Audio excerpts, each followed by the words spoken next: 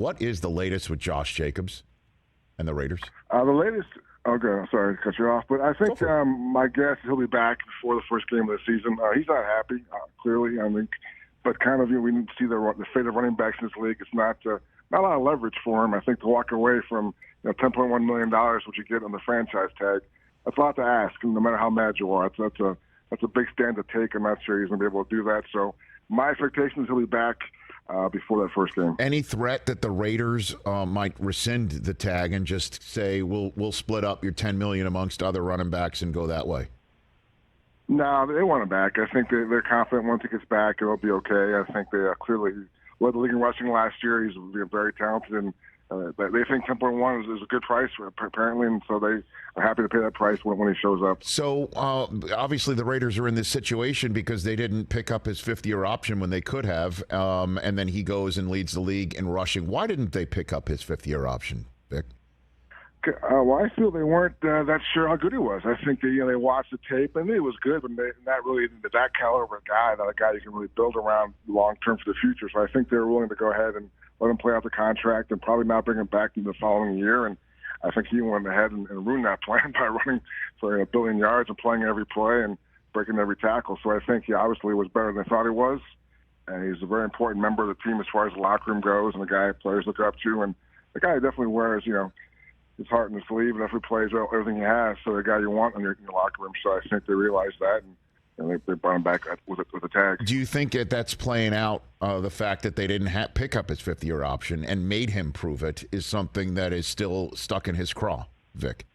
Oh, for sure. I think when you hear like the prove it year thing, that's if you're him, you're like, okay, I led the league in rushing, so obviously I proved it. But we see that's not the way it works with running backs in the NFL. You can prove it all you want. And it's kind of been proven you can plug guys in and kind of get by with it. So it's tough with the top running backs, guys like him and Saquon Barkley. So I think there's not a lot of leverage, not a lot of wiggle room, unfortunately. So pretty much he has no choice, really, but to come back and play under the tag. Well, I mean, the other choice is to say, how about you give me at least what the Giants gave Saquon, which is a little bit of a sprinkle of difficult to achieve incentives. Are the Raiders putting that on the table, best of your knowledge? Well, it's tough. It's tough because he led the league in rushing last year, so I'm not sure what more you can incentivize. How can you improve on last year? And the Saquon thing was weird. I didn't really understand how that thing came together so quickly because he was really upset. They had the Zoom call, apparently the worst Zoom call among all Zoom calls, because a day later he flips and signs for like an extra $900,000. So I'm not sure there was like a handshake agreement. It was kind of wink, but to me that made no sense. And clearly, I think they probably view Saquon as a bigger part of the future than the Raiders do Josh. I think that's fair to say. So I think it's a little different in terms of what they're willing to do. But I think when they were negotiating, I think for Josh, the starting point was, okay, give me at least 2 years. For $22 million, that's the two tags back to back combined, $22 million.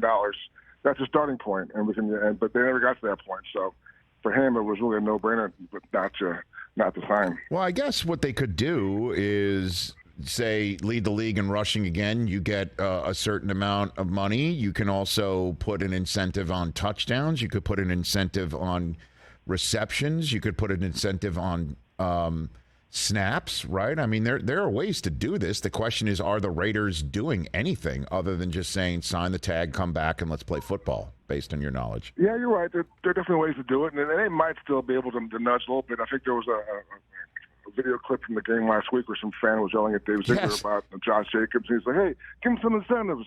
And Dave's like, yeah, we might do that. So apparently that fan's involved in the negotiations. He knows what's going to happen, but at some point, if they realize that giving back a little sooner, maybe a little happier, might be the way to go. I could see them maybe doing a little more than they have. But, again, I'm not really sure they have a lot of they think he'll be back. So in their mind, why would you really pay more if he's coming back anyway? And again, it's not really, I think, clearly a part of your long-term plan. Catch the Rich Eisen Show every single day on the Roku channel, 12 to 3 Eastern, for free.